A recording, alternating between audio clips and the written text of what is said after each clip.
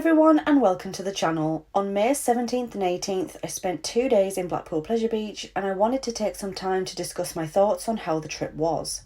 As usual with my trip review videos, I'll be dividing this video up into sections.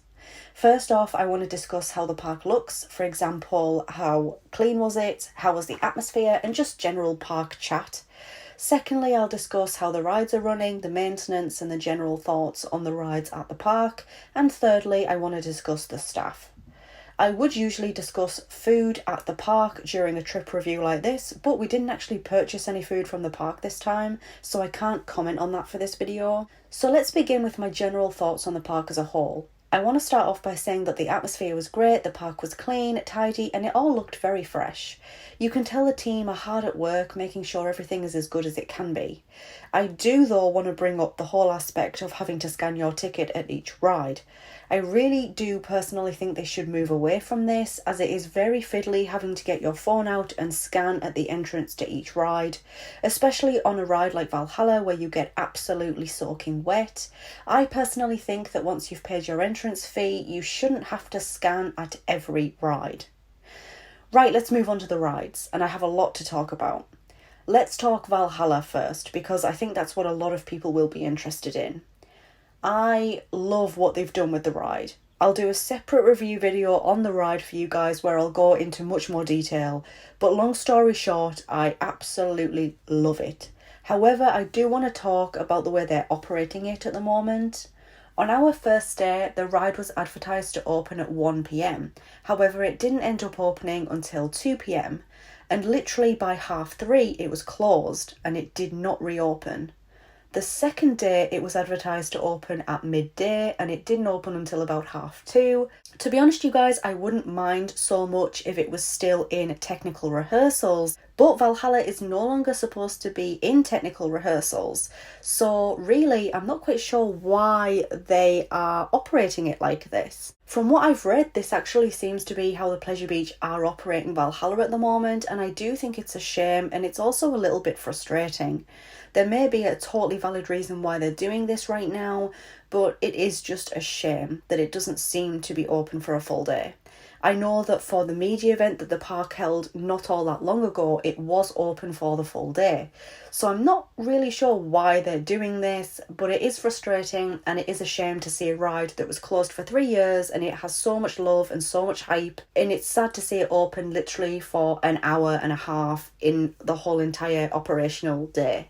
But anyway, moving on, I want to mention how good Icon was running.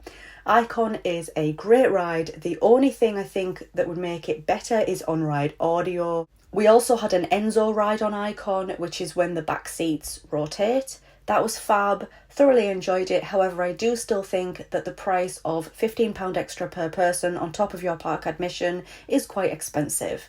I'd be happy paying no more than maybe £10 per person for the Enzo experience. Also, when we booked our Enzo ticket, the Pleasure Beach app kind of glitched out on me, and even the staff member himself who we were talking to about it admitted that the app is very temperamental at times. So yeah, that was a bit frustrating, but to be honest, it wasn't a massive problem. Moving on, I think it's time that Infusion closed. We rode it twice during our trip, in the second row and then in the third row, and my god, it is riding rougher than ever. It's just not a good ride in my opinion, and I think it's time the Pleasure Beach just got rid of it. It's taking up so much space in the park and it's just not a comfortable ride.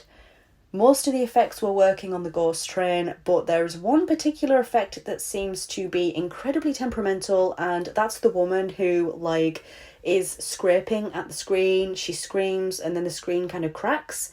I would ride it with my husband and it would be working totally fine, and then I'd ride it with my mum literally no more than 10 minutes later and it would not be working. During the first day at the park, there was no audio on Alice in Wonderland. However, for my second day, there was, and that was so much better having the audio. Let's talk River Caves as well. I love the ride, but there's certain scenes in there that just need some TLC. It's looking better than in previous visits to the park, but there's still some parts that are in need of love. Okay, Revolution. Great ride, I enjoy it, but unpopular opinion incoming. I think it's time that they maybe closed it permanently and put something else there. I found my ride on it was very, very uncomfortable this year. The big one was running great near to the front of the train, however at the back it's still quite a jolty and bumpy experience. Moving on now to the staff at the park, each and every member of staff, no matter who we spoke to during our trip, was so polite and so friendly. The amount of times that we were asked by staff members if we were having a good day, everyone was just so nice, and that's exactly how it should be. One particular staff member on the Alice in Wonderland ride, I'm really sorry I didn't get her name, but she was so lovely when me and my husband took our 1-year-old on for the first time. She even offered to take a quick picture of us all on the ride, and that picture is a one that I will treasure forever, so thank you so much for that. I also saw Gromit from Wallace and Gromit one of the days, and they came over to see me, gave me a massive hug, and that was a nice interaction too. Just everyone made us feel really, really welcome. So I just want to say a massive special thank you to all the staff members who were so kind. It really is appreciated. So I think that's going to be it for my May 2023 trip to Blackpool Pleasure Beach. Have you visited the park recently? If so, let me know what your thoughts were on it. If you like this video, give it a thumbs up. If you're new here, click on that subscribe button, and I hope to see you in my next video. Bye everyone.